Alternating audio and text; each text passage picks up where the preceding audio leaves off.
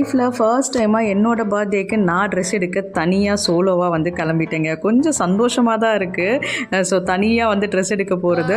So ஒவ்வொரு பெண்ணுமே வந்து பார்த்திங்கன்னா ஃபினான்ஷியலி இண்டிபெண்ட்டாக இருக்கணும் அப்படிங்கிறத இந்த வீடியோ மூலயமா நான் வந்து தெரிவிச்சுக்கிறேங்க.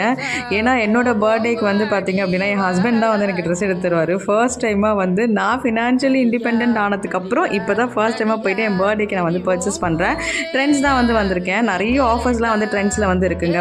அண்ட் இந்த இடத்துல வந்து பார்த்திங்கன்னா பிஸ்னஸ் பண்ணக்கூடிய விமென்ஸ்க்கு ஒரு சூப்பரான ஒரு ஆப்பர்ச்சுனிட்டி என்ன அப்படின்னா, என்னோட பர்த்டேக்கு வந்து நான் என்ன ட்ரெஸ் வாங்கியிருப்பேன் அப்படிங்கிறத நீங்கள் கரெக்டாக கமெண்ட் பாக்ஸில் வந்து கமெண்ட் பண்ணிங்க அப்படின்னா உங்களோட பிஸ்னஸ் ஐடியா வந்து நான் அடுத்த வர வீடியோஸில் கண்டிப்பாக உங்களுக்காக நான் வந்து கொலாஜ் பண்ணி கொடுக்குறேன். இது வந்து பிஸ்னஸ் பண்ணக்கூடிய விமென்ஸ்க்கு மட்டும்தான்.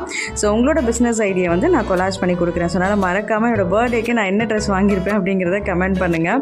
ஸோ பர்ச்சேஸ் எல்லாம் வந்து சூப்பராக வந்து முடிச்சாச்சு. கிட்டத்தட்ட ஒரு 3.5 மணி நேரம் ஆச்சுன்னா பார்த்துக்கோங்களேன். எனக்கு ட்ரெஸ்ஸு வாங்குறதுக்கு காலை வலிக்க ஆரம்பிச்சிருச்சு. ஸோ பர்ச்சேஸ் சூப்பராக முடிச்சுட்டு அங்கேருந்து வெளியில் வந்தால் பயங்கரமாக பசிக்க ஆரம்பிச்சிச்சு. காலையில் 11 o'clock உள்ளே போனால் வெளில வரும்போது 2:30 மணி ஆயிடுச்சுங்க.